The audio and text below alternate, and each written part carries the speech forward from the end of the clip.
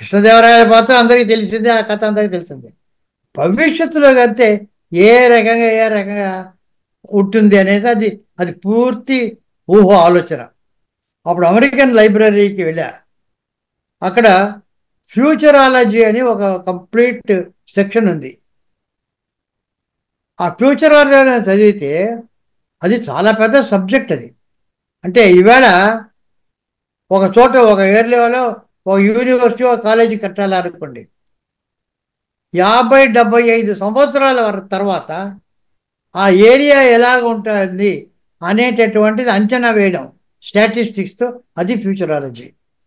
So ఎన్నెన్ని రోడ్లు వస్తాయి, ఎంతమంది పాపులేషన్ పెరుగుతారు, ఎన్నెన్ని అంగళ్ళు వస్తాయి, జనానికి ఎట్లా ఉంటుంది, ఇవన్నీ టౌన్ ప్లానింగ్.